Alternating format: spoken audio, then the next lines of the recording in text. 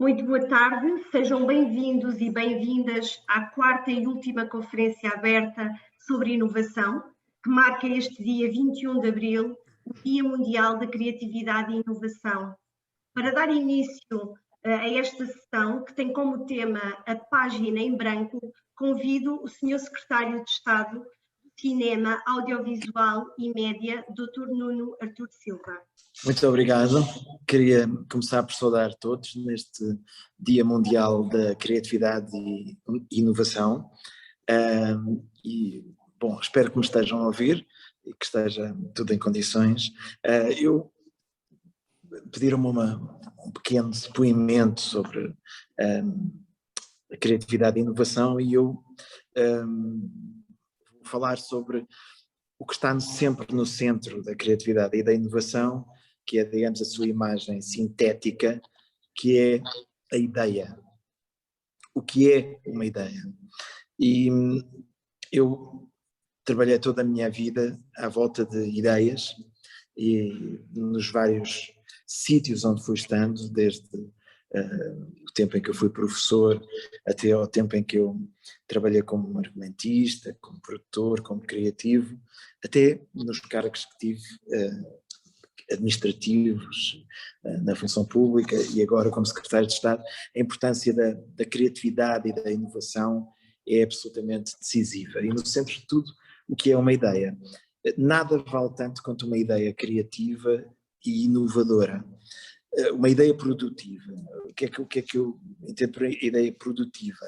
É uma ideia que produz uma sucessão de acontecimentos ou efeitos. É uma ideia que se desdobra em várias, outras possibilidades, em muitas possibilidades.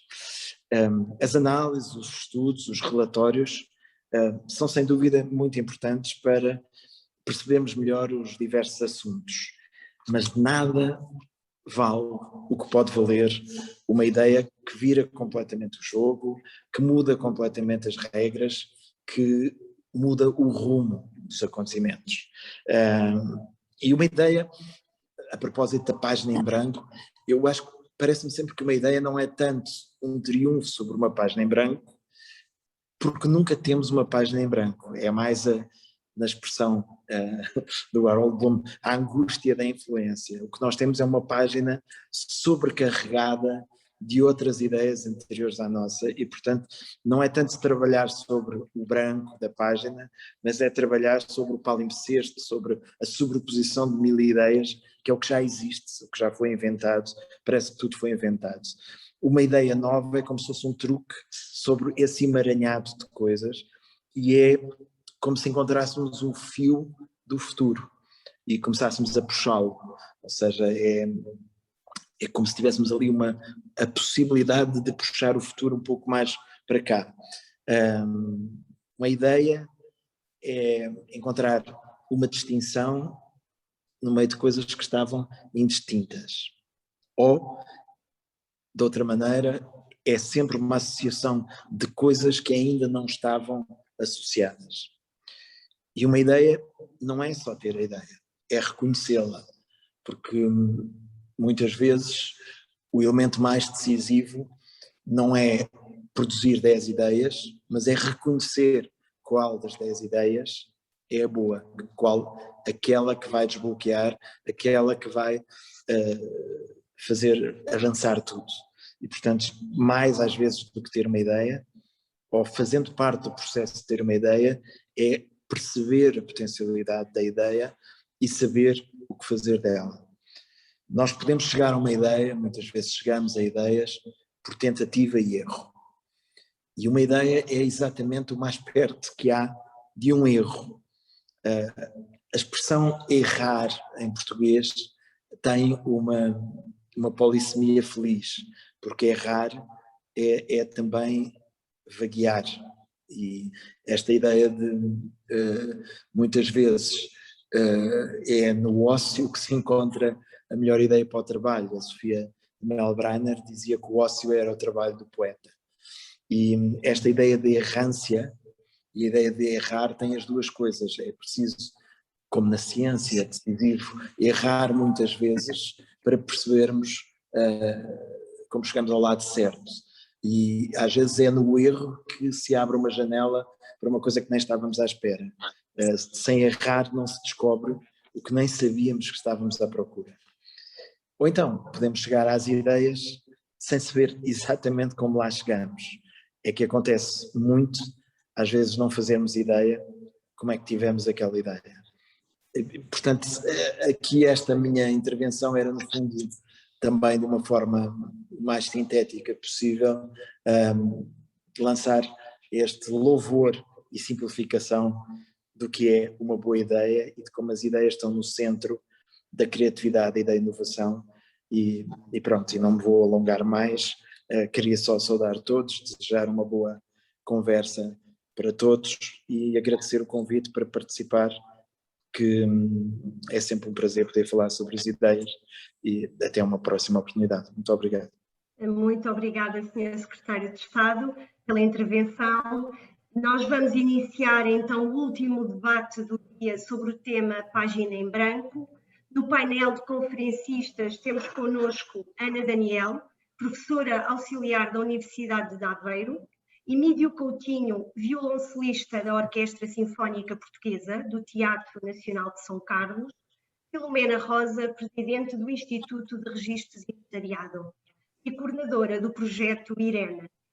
Vai moderar o debate o jornalista Carlos Ferreira. Muito obrigada a todos por terem aceito o nosso convite. Relembrar apenas que durante esta sessão os participantes podem utilizar a ferramenta disponível no ecrã, designada por Q&A, Questions and Answers, para colocar as questões que serão respondidas no final do debate. Na sessão está ainda a doutora Sofia Figueiredo, do Instituto Nacional para a Reabilitação, que vai fazer a interpretação, como aliás está a fazer, para a língua gestual portuguesa. Passo então a palavra ao jornalista Carlos Ferreira. Muito boa tarde, muito obrigado Maria de Jesus, muito boa tarde e a todos para Portugal. Eu estou nos Estados Unidos, portanto um claro sinal também de inovação dos novos tempos e de como também estamos a adaptar as novas tecnologias a estes webinars que vamos esperar fechar com chave de ouro, com um quadro de luxo, de oradores de luxo que tenho aqui comigo e que nos vão partilhar as suas diferentes ideias numa data tão importante quando que celebra exatamente a inovação e criatividade e o poder das ideias, como tão bem ilustrou o nosso secretário de Estado, Nuno Artur Silva, também um criativo, ele por excelência.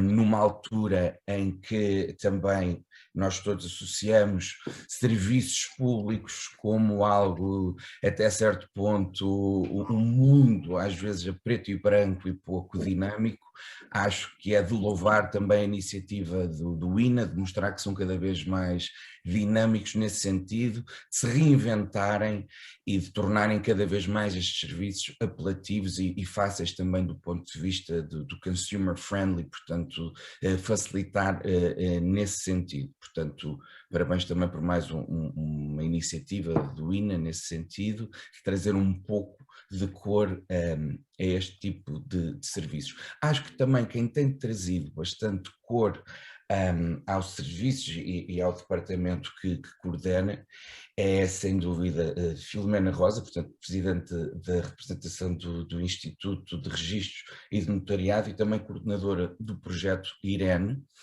que à sua maneira também tem mostrado que realmente o departamento que lidera tem-se mostrado cada vez mais dinâmico, associado à inteligência artificial, consciente também que Portugal continua em clara expansão e a tornar-se cada vez mais apelativo para cidadãos que residem fora ou até turistas também, e daí também estarem a adaptar serviços, nesse sentido para tornar também cada vez mais apelativo ao investimento estrangeiro, numa altura que realmente a marca Portugal também se sente cada vez mais valorizada, portanto melhor que ninguém do que Filomena Rosa para nos ilustrar um pouco do que se tem feito num dia que também estamos aqui para discutir o potencial de termos uma página em branco e no que podemos construir a partir daí. Portanto, Filomena Rosa, muito obrigado por estar connosco.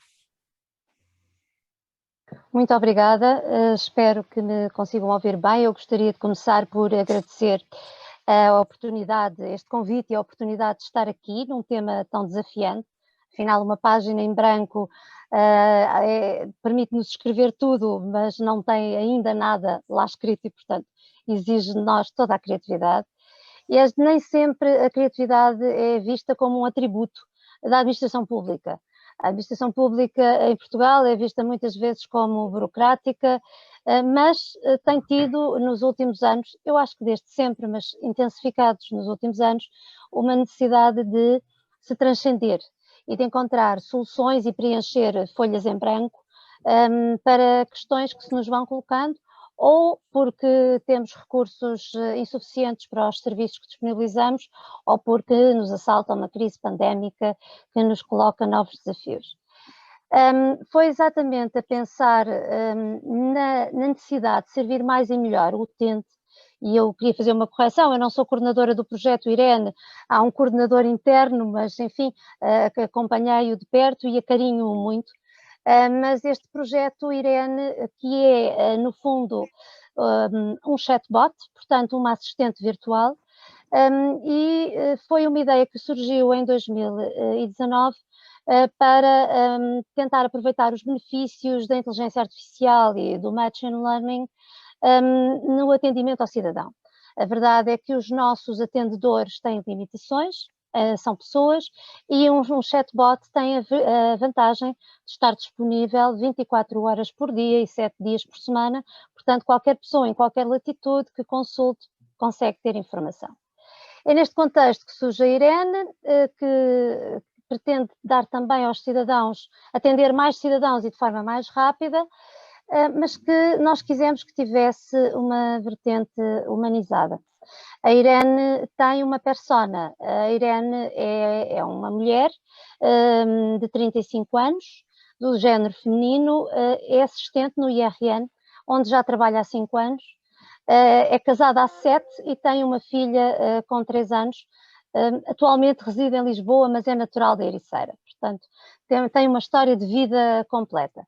Uma curiosidade, a escolha do nome Irene está relacionada com a fonética, porque tem as letras IRN, mas também com o facto do nome Irene ser, na mitologia grega, uma das filhas de Zeus e de Témis, uma deusa grega guardiã da ordem natural e das profecias. Portanto, esperamos que a Irene seja uma boa profecia para o futuro, além de personificar a paz.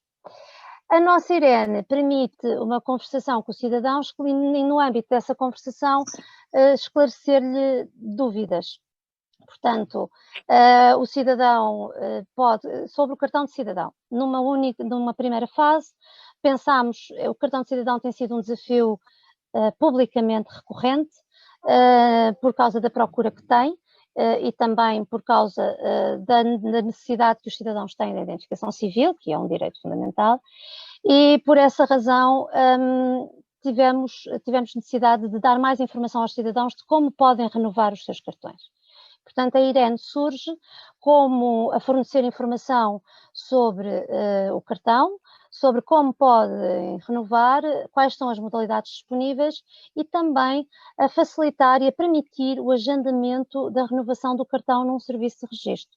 Portanto, ela tem essa particularidade. Neste momento, ela está de licença sabática, portanto, se a procurarem, ela de facto não está no ar, porque queremos que ela aprenda mais matérias, outros serviços que o IRN disponibiliza e que passe a fazer também interface com serviços transacionais que nós já temos no canal digital. Portanto, foi uma ideia bem sucedida, está agora de licença sabática, de vez em quando também é preciso para se valorizar enquanto assistente virtual do IRN. Sobre a Irene, estou disponível para as questões que tenham, mas não há muito mais a dizer, é de facto um chatbot interessante, mas falando em inovação e em páginas em branco, temos ainda outros exemplos, e vou só dar 2, de situações em que temos que entrar, temos que preencher a folha com alguma criatividade. Um desses exemplos foi um projeto muito simples, que nem sequer recorreu à tecnologia, que chamámos Company In, e que foi feito em colaboração com a Portugal In e a Startup Portugal, e que foi apresentado também como a Irene. A Irene foi apresentada no Web Summit e o Company In também. O que é que está aqui em causa?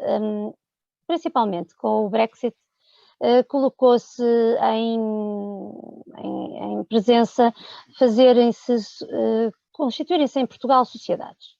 E nós achámos que tínhamos tudo para constituir sociedades rapidamente. Nós temos a empresa na hora, desde 2005, a funcionar muito bem, a permitir constituir empresas em cerca de, mais ou menos, em média, menos de 1 hora. Portanto, achávamos nós que estávamos bem, inclusive para estrangeiros. Mas a Startup Portugal e a Portugal ainda lançaram-nos um desafio, é que de facto um estrangeiro chega a Portugal para constituir uma empresa, muitas vezes vinha num voo e vai no mesmo dia de regresso ao país onde efetivamente reside, e tem que ter um NIF nacional, porque a lei assim o exige. Ele tem que ter um número de identificação fiscal, e isso, que para nós era uma coisa tão simples e que nós não tínhamos ainda visto, era um obstáculo grande, porque as pessoas chegavam, não tinham o número fiscal, tinham que o pedir. É verdade que ele se pode pedir também pela internet, mas teriam que estar em casa para receber a carta para validar a morada, e portanto noutro país não é prático. E tínhamos uma nano-questão, nem sequer é uma grande questão. Confrontados com esta situação, juntámos com a Administração Fiscal, que também colaborou neste projeto, e com a montagem de um sistema muito simples de comunicações entre o IRN e a Administração Tributária, conseguimos que, através do serviço, portanto, o estrangeiro dirige-se ao balcão Company In, existe um em Lisboa, no Registro Nacional de Pessoas Coletivas, e existe outro no Porto, no cartório de competência especializada que funciona na AIP, e dirige-se ao serviço, e é o próprio serviço que obtém o NIF.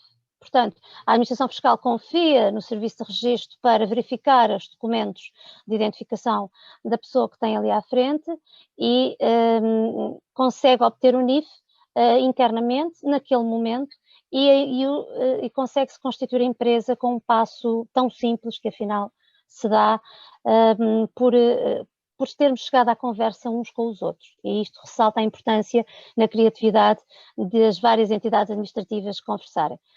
Cresce que conseguimos para estes balcões pessoas com capacidade de fazerem um atendimento bilingue, e portanto pelo menos em português, em inglês e em francês nós vamos tendo funcionários capazes de constituir estas empresas na hora, mas com este pequeno aditamento.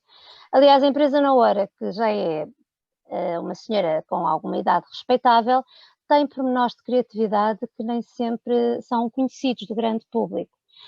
Muitas vezes se fala dos nomes da empresa na hora, que são nomes estranhos. Nós temos a necessidade de ter uma bolsa de firmas reservadas, porque a firma em Portugal tem que ser nova, não se pode confundir com nenhuma outra, nem gráfica, nem foneticamente. E, portanto, nós temos esse desafio para ultrapassar. E o desafio ultrapassou-se criando uma bolsa de firmas.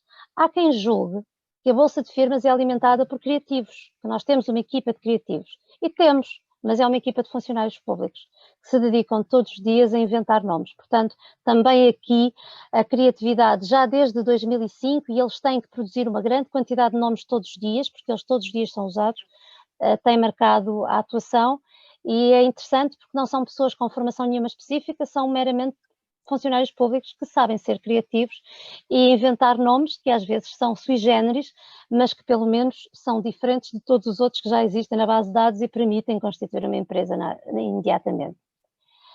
Por fim, eu ia mencionar mais um exemplo de necessidade de criatividade, e esta foi uma criatividade que teve que vir muito rapidamente, apesar de nós já termos esta ideia.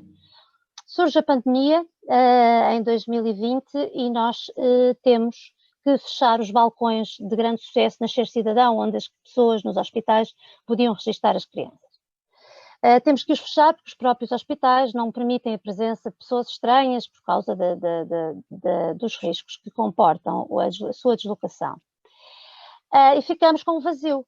Portanto, nós temos crianças que continuam a nascer, felizmente, apesar da pandemia, e que têm que ir a conservatórios, sendo que as conservatórias também estavam elas próprias com atendimento muito limitado por marcação e com algumas restrições que penalizavam os pais que queriam registrar os seus filhos para depois os poderem vacinar, para depois poderem inscrevê-los nos mais diversos sistemas e não tinham uma coisa que é básica,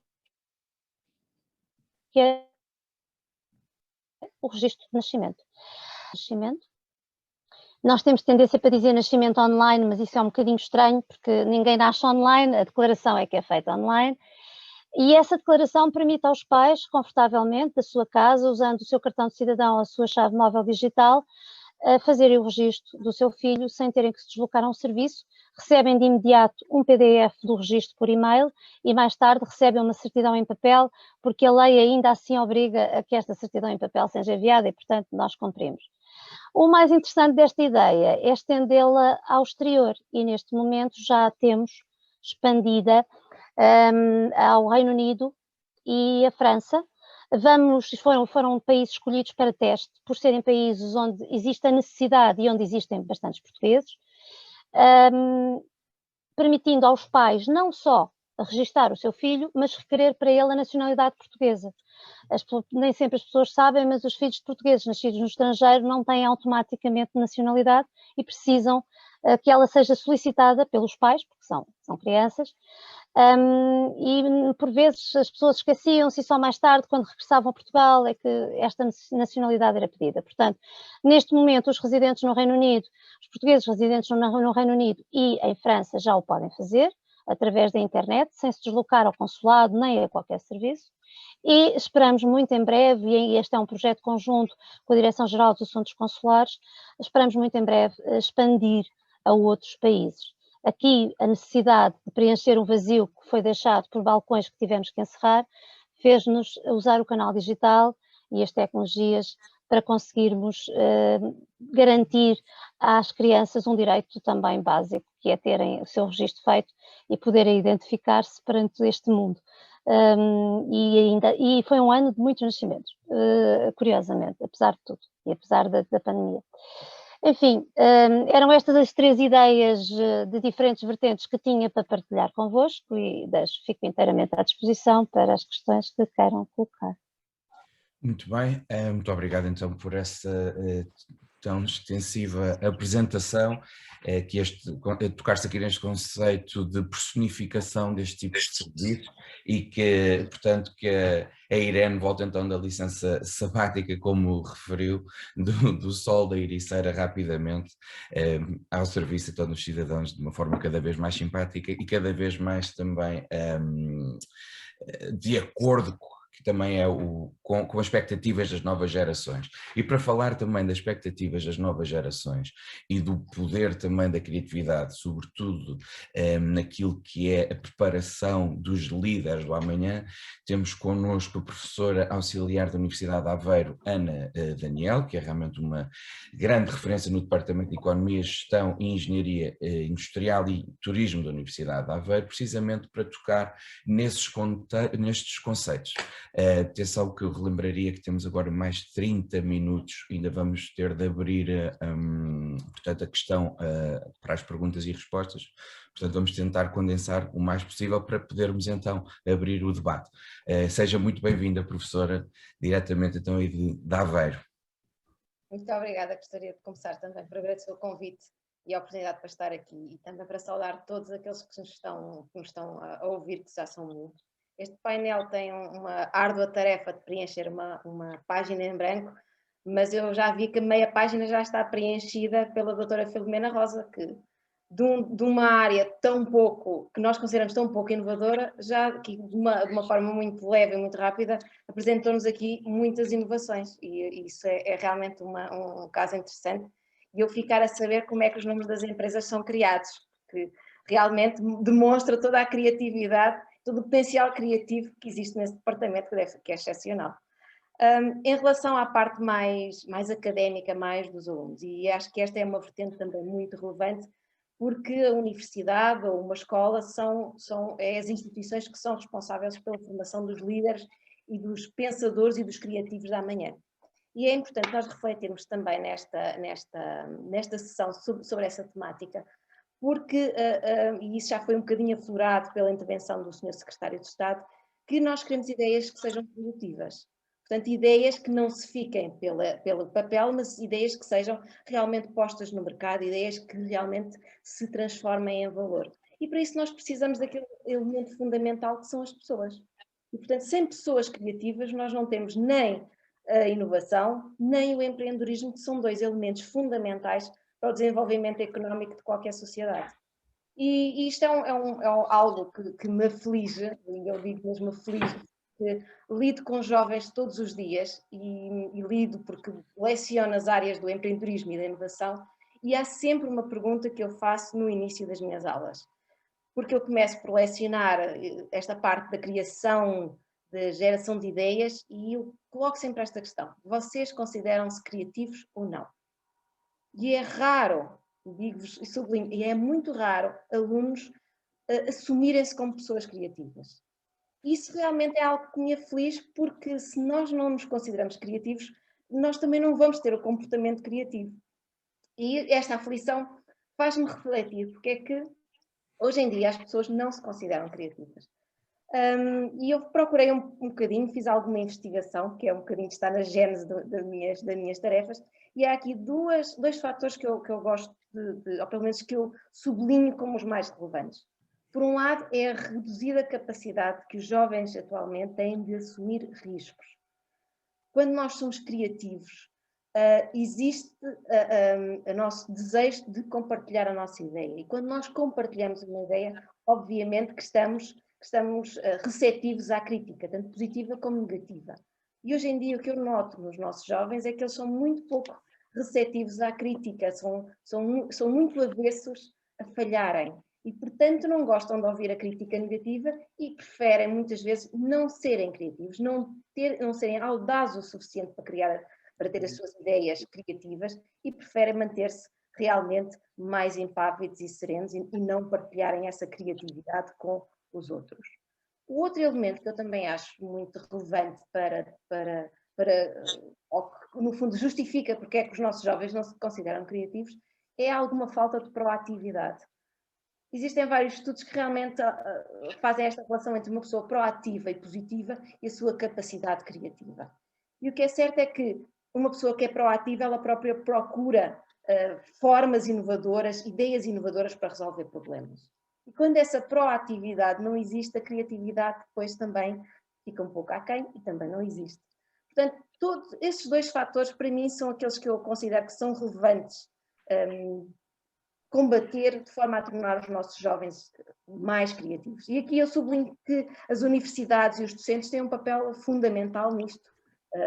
Eu digo as universidades, também poderia dizer escolas, mas como leciono numa universidade, faço mais esse paralelismo. E aqui temos um papel muito, muito relevante, nomeadamente nós docentes estarmos preparados para ter pessoas criativas em sala de aula. E é normal que uma pessoa criativa é normalmente uma pessoa inconformista, é uma pessoa que desestabiliza o status quo, e no normal de um contexto de sala de aula, de um contexto delimitado de aprendizagem, que este género de comportamentos mais inconformistas e desestabilizadores não sejam tão acarinhados ou não sejam tão incentivados e sejam mesmo reprimidos em contexto de sala de aula. Isso faz com que os nossos alunos não sejam tão criativos, porque realmente têm este comportamento reprimido. E outra coisa é que as universidades hoje em dia e as escolas de ensino devem acarinhar, devem promover atividades que de alguma forma levem os alunos a desenvolverem estas competências criativas. Não se nasce empreendedor, não há empreendedores que já sejam assim, e há pessoas que não são empreendedores. Isso não é verdade. Todos nós temos algo de empreendedor, todos nós nos podemos ainda desenvolver mais essas competências, se realmente tivermos um contexto que nos permita desenvolver estas competências de forma de forma maior. E para além disso, nós como sociedade também temos um papel a desempenhar, nomeadamente a sociedade portuguesa, que vê com tão maus olhos quando as pessoas erram. E combater esta ideia preconceituosa de que errar é mau. Não, errar faz parte de um processo de aprendizagem. E, portanto, valorizar o errar também é importante. E isso faz com que haja aqui um contexto que permita que mais jovens não tenham medo de errar e, por isso, como consequência, se tornem também cada vez mais criativos.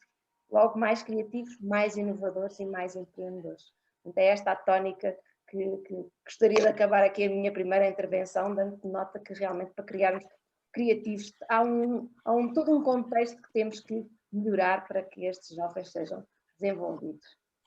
Muito obrigado pela sua intervenção, professora, e aqui a fazer um paralelismo, portanto, entre a criatividade e o empreendedorismo, e falando, portanto, em criatividade, melhor que ninguém, que Emílio Coutinho também, violoncelista da Orquestra Sinfónica Portuguesa de Teatro Nacional de São Carlos, que nos vai também ilustrar aquilo que tem sido feito pelo OPART, em que em momentos de escuridão e de silêncio e de incerteza, que tem feito tudo que está ao seu alcance também para que se continue a ecoar estes sons de música e confortar-nos, não é? Quando possível, num contexto pandémico que também estamos a atravessar. Muito boa tarde. Queria agradecer também o convite interessado, cumprimentar todo o painel.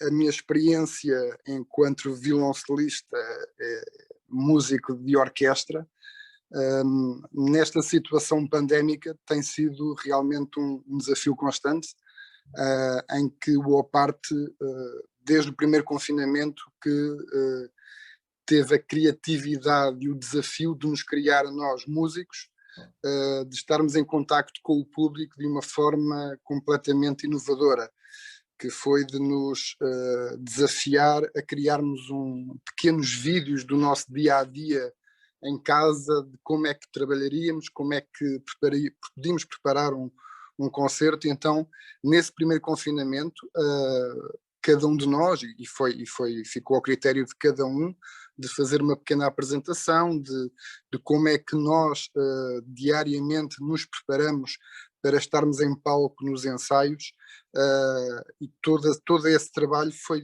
depois partilhado nas plataformas do teatro.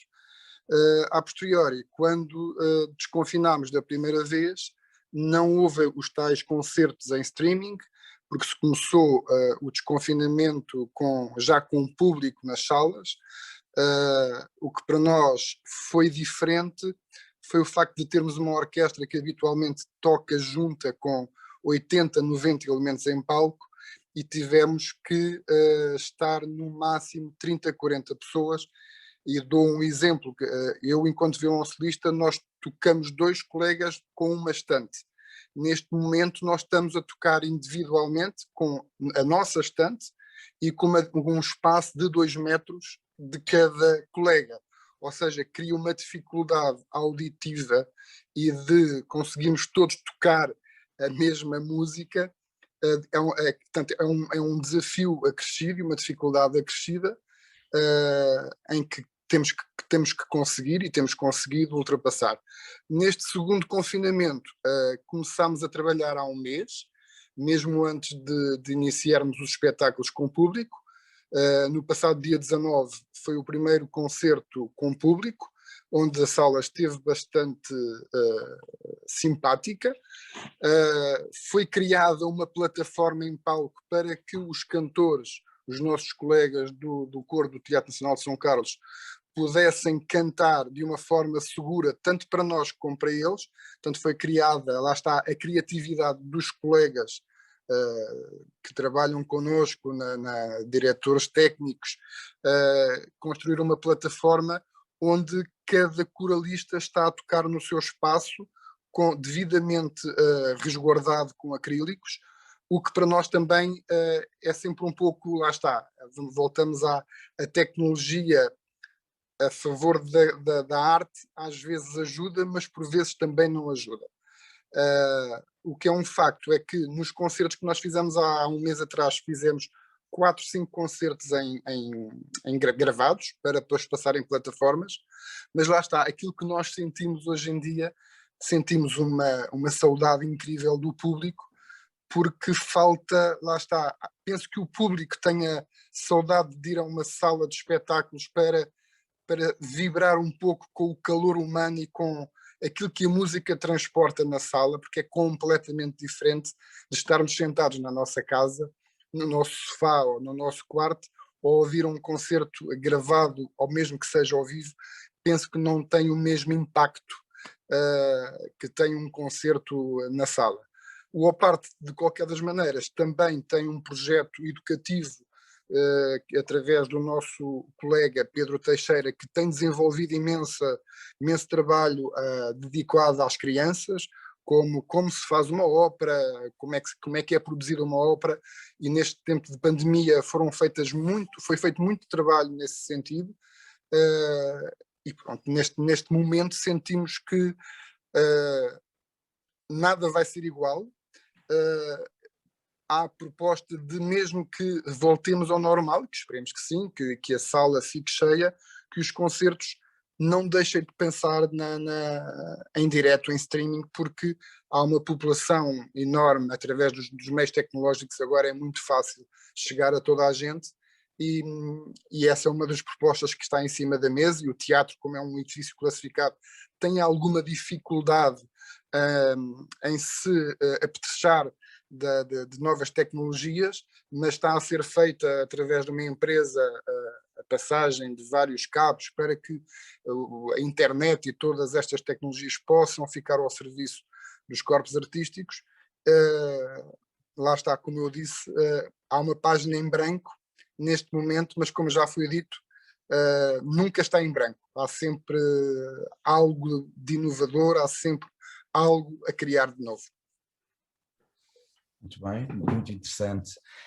Acho que realmente é isso que estamos aqui a falar, de nos reinventarmos, esta página em branco, e também vocês como músicos, e acho que este painel é bastante interessante porque estamos aqui a falar do ponto de vista do setor privado, público, mas também a indústria criativa, e como todos possamos ou podemos trabalhar em conjunto nesse sentido. Temos aqui também uma pergunta da Marta Fonseca, que é: entre a criação do ambiente propício às ideias, do seu reconhecimento e da capacidade de as implementar, qual a valorização de cada uma das etapas, e como resgatar os que ousam ter ideias e essas ideias de ambientes que as abafam? Ou seja, como transpor os patamares de uma organização não de modo a abrir caminhos às novas ideias. Portanto, uma organização não matricial de modo a abrir caminhos às novas ideias. Aqui esta questão da resistência perante aquilo que são as novas ideias versus um ambiente que já estava de alguma forma consolidado nesse sentido, e talvez a Filomena, que esteja numa situação melhor para nos responder a esse sentido, porque lida perfeitamente e diretamente com uma área um pouco mais estanque, como então lidar com este casamento entre a inovação e a estrutura que já estava. É sem dúvida um enorme desafio, principalmente quando estamos a falar, como a pergunta foi feita, numa organização não matricial, portanto, numa organização hierárquica. E a administração pública é tendencial e fundamentalmente hierárquica. Mas ainda que a hierarquia exista, e há sempre alguns bloqueios, há sempre eu costumo dizer, o problema nem sempre são os generais, às vezes há uns sargentos que perturbam no meio do caminho, mas começa a haver uma cultura nas organizações de receber bem as ideias dos trabalhadores, designadamente no programa Simplex. Qualquer pessoa e os trabalhadores das instituições públicas foram várias vezes convidados a ter ideias, e houve algumas ideias de trabalhadores do IRN que foram aproveitadas até em geral para outras instituições, e portanto já vai havendo alguma cultura de ouvir e numa lógica mais horizontal e menos vertical. mas ainda é um desafio. Reconheço que é um desafio que temos que ter todos os dias, porque mesmo que haja uma direção de topo, e eu acho que neste momento falo pelo Conselho Diretivo do IRN, que está completamente disponível para ouvir as ideias de todos, porque a melhor ideia pode surgir no ponto mais remoto de Portugal, e nós temos serviços para o país todo, pode haver no meio do caminho as tais barreiras, os tais sargentos que não deixam as ideias passar e que abafam um bocadinho essas ideias. Acho que é uma luta constante. Era interessante que, com estas mudanças todas pandémicas, nós, em termos de legislação, também tivéssemos uma abertura para ter estruturas mais matriciais, mesmo na administração pública, e estarmos menos vinculados a estas regras. Era interessante, mas não estamos impedidos, estamos no bom caminho, temos ainda um caminho bom para percorrer. Mas não deixa de ser bom saber que estamos no bom caminho. Eu agora tenho aqui mais uma questão para a professora Ana Daniel, portanto, vem de parte da Elsa Cerqueira, que diz que parece-me que é imperioso refletir sobre alguns paradoxos do sistema de ensino e de aprendizagem, como massificação versus originalidade, repetição versus diferença. Que comentário lhe merece? O comentário, obviamente, esse é um comentário preciso. Eu acho que é importante refletir sobre isso, sem dúvida, mas é importante, acima de tudo, agir, e o agir tem que ser já. O que é que eu quero dizer com isto? Eu acho que, neste momento, o ensino, tanto o ensino nos graus mais baixos como o ensino universitário, está num ponto de viragem. Com a pandemia vieram o bom e veio o mau, mas essencialmente veio a mudança, querendo ela cair para um lado ou cair para o bom ou para o mau. Estamos num momento de viragem e de mudança em que realmente nós temos que refletir muito bem sobre como é que vai ser o ensino no futuro, como vamos ensinar e o que vamos ensinar. Eu não sei se depois da pandemia nós vamos conseguir voltar àquilo que eram as práticas antigas e tradicionais de ensino, porque os alunos já não estão receptivos a esse modo de ensinar, nem muitos dos docentes estão receptivos a continuar esse paradigma de ensino. Portanto, estamos num momento ótimo para conseguir aqui implementar outras práticas de ensino. Eu partilho também esta ideia que realmente temos que repensar muito sobre esta forma massificada de ensinar versus formas mais personalizadas ou mais desenhadas à medida do aluno. E as ferramentas digitais permitem-nos isso, dão-nos os skills para fazer isso. Agora, é necessário que o fator humano, que o docente e que o aluno realmente tenham esta vontade de agarrar esta oportunidade de mudar a forma como ensinamos e como aprendemos. Este é sempre dois fatores, é quem ensina e quem aprende. Uma opinião. E nesse sentido, tem sentido que os alunos também têm sido um pouco mais proativos nesse sentido? Sem dúvida, sem dúvida. Eu acho que os alunos, neste momento, eles próprios procuram abordagens temáticas que os motivem e que sejam alinhadas com os seus interesses futuros. Ou seja, o aluno hoje em dia não se contenta com um ensino em que nós ensinamos de forma massificada. Eles próprios querem escolher assuntos, querem escolher temas, querem estudar temas que estão muito alinhados com os seus próprios interesses.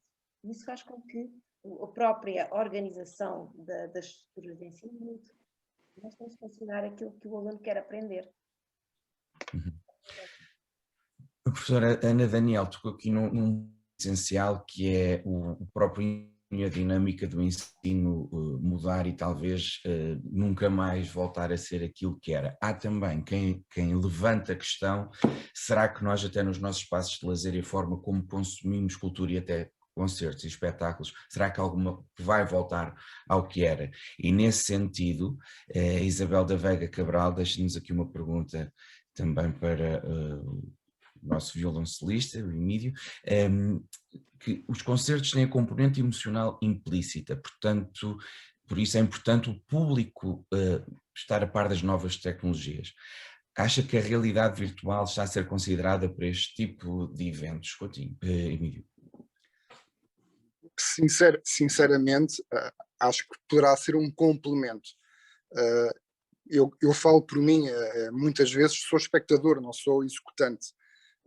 E eu, quando vou ouvir um concerto da Orquestra Gulbenkian, por exemplo, ou a Orquestra do Porto, eu não vou só ouvir, eu vou ver, gosto de sentir como os meus colegas tocam, gosto de sentir a expressão, de ver a expressão, porque lá está, tocarmos uma sinfonia de Mahler com a Orquestra Sinfónica Portuguesa é diferente da mesma sinfonia tocada pelos meus colegas no Porto, porque cada um de nós tem a sua forma de tocar.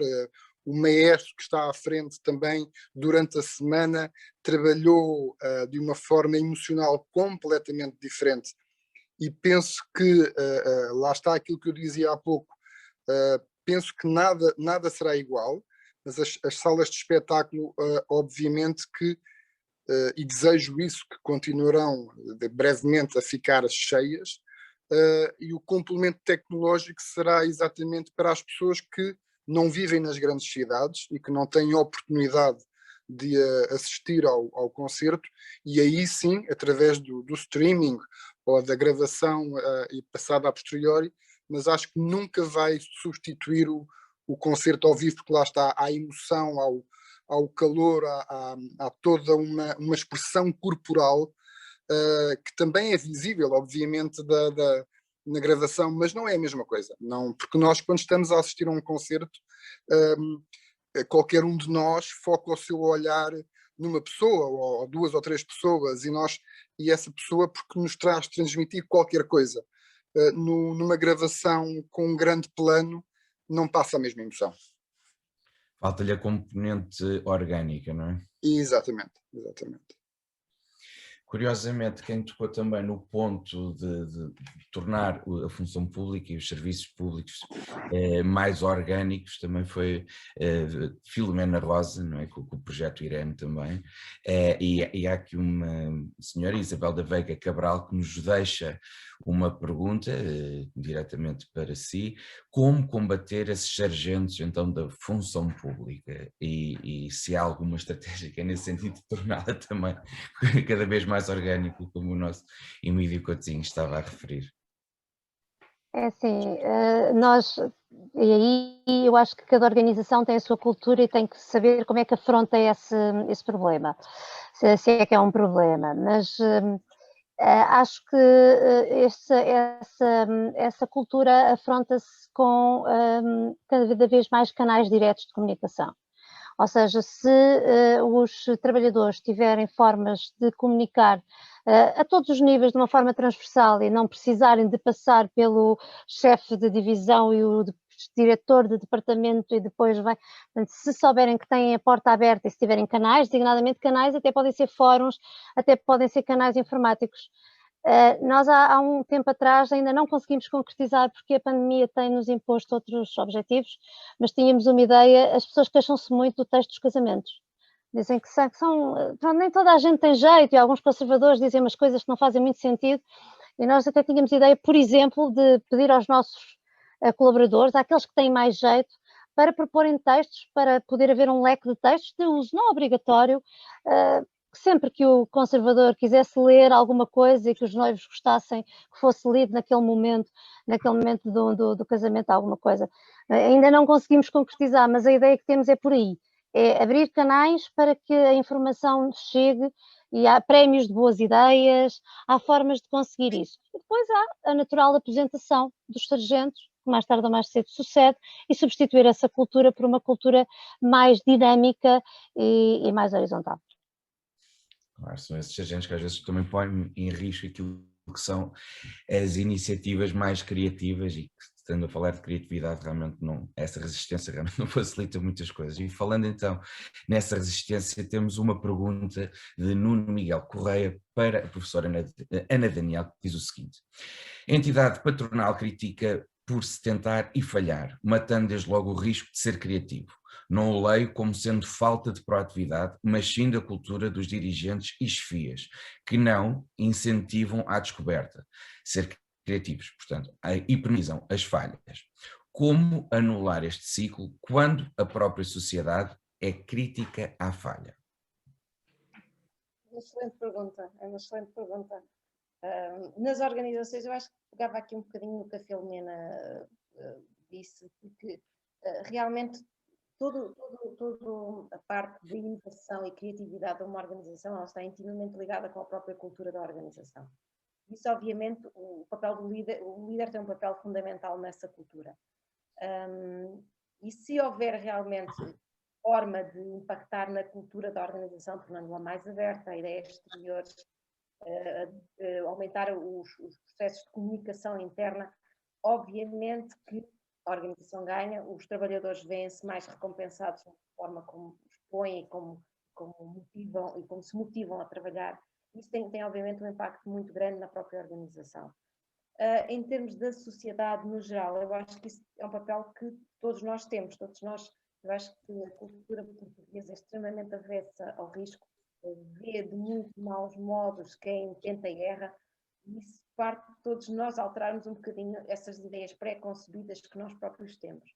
Eu faço só um paralelismo, e se calhar já não vou dizer nenhuma novidade, mas, por exemplo, nos Estados Unidos, quando um empreendedor falha, erra, e, por exemplo, tem um problema com uma empresa e tem que a fechar, isso normalmente não é visto de forma tão negativa como é visto aqui em Portugal. Se calhar aqui o nosso jornalista que está nos Estados Unidos, o Carlos, pode até complementar esta ideia, mas enquanto nós encaramos isto como algo negativo, nos Estados Unidos veem isso como uma etapa de aprendizagem, pelo menos pensam que, bem, ele já cometeu este erro, não voltará a repetir novamente o mesmo erro, e portanto já aprendeu um bocadinho mais.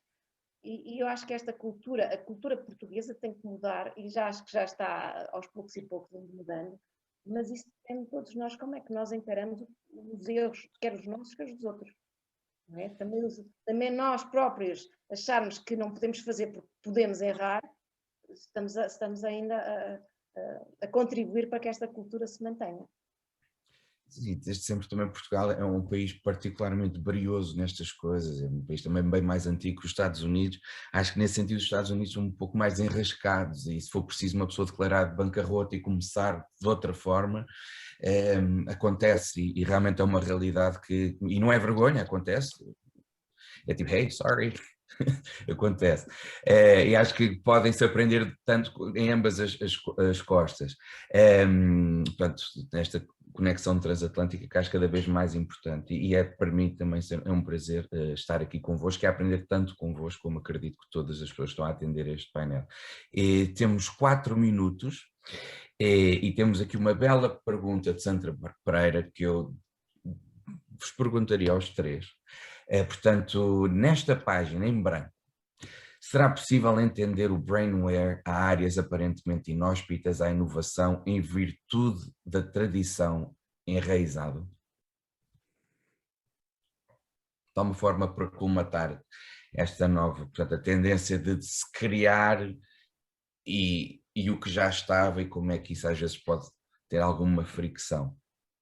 Portanto, ilustrando-se aqui essas ideias, já alguém gostaria de ajudar aqui a nossa Sandra Pereira? Da parte que me toca, e muito rapidamente, estas novas tecnologias, o que nos veio, e a situação pandémica, um exemplo muito básico, nós fazemos imensa ópera, a orquestra está no fosso e há toda a representação cênica em palco. Neste momento não o podemos fazer, estamos a fazer ópera, chamada ópera em versão de concerto, que é uma orquestra em palco, com os cantores à frente do maestro, onde lá está a tradição de se fazer daquelas grandes óperas, neste momento estão interrompidas em todo o mundo, quer dizer, não há nenhuma produção operática neste momento devido à pandemia. E não temos, neste momento, qualquer informação de quando poderemos voltar. Vamos esperar que voltemos o mais rapidamente possível, até porque acho que o mundo precisa cada vez mais de música, de criatividade, de inovação, de serviços com visão, como é o caso da Irene, que é particularmente é algo de inovador e que pode realmente ser um case study de sucesso até para outros países, talvez, ou para outros modelos de negócio. Acho que esta questão de, apesar de nos estarmos a atravessar e a viver tempos particularmente sombrios, que a luz da criatividade também nos ilumine e que possamos todos estabelecer estas pontes e que possamos também ver que há mais do que nos une, do que aquilo que nos separa, independentemente de sermos diárias aparentemente dispares, como é o caso deste painel, né, que tivemos a Ana Daniel, professora, Filomena, mas aqui a representar os serviços do notariado do país e o nosso violoncelista Emílio Coutinho, que acho que surpreendentemente até tem se calhar mais em comum do que aquilo que pensavam. Não é? Portanto, foi assim que demos por encerrado esta página em branco. Muito obrigado a todos pelas vossas intervenções e eu acho que a Maria de Jesus, em representação do INA, também gostaria de dar aqui uma palavrinha de encerramento. Muito obrigado. Exatamente. Muito obrigada. Foi mesmo excelente. Muito obrigada. Foi mesmo um excelente painel, uma grande interação entre as pessoas que nos estão a assistir e os oradores. Todos eles deram os parabéns através do chat e agradecemos imenso terem partilhado o vosso conhecimento e a vossa experiência connosco. Vou relembrar apenas que estas gravações das conferências, as 3 anteriores e esta, vão estar disponíveis no nosso canal do YouTube. Pedir também que preencham o inquérito que vai passar no vosso ecrã, ou se devem já estar a ver, para poderem fazer uma apreciação da sessão, que agradecemos imenso. E antes de encerrarmos, portanto, a conferência, apenas dizer que hoje foi o Dia Mundial da Criatividade e Inovação. Tivemos 4 conferências com grande enriquecimento e muita partilha de experiência dos nossos oradores. E damos por encerrada, portanto, este tema, a página em branco, que permitiu uma grande reflexão sobre o vosso olhar e a vossa experiência profissional. E relembrar então que estaremos sempre a organizar estas iniciativas.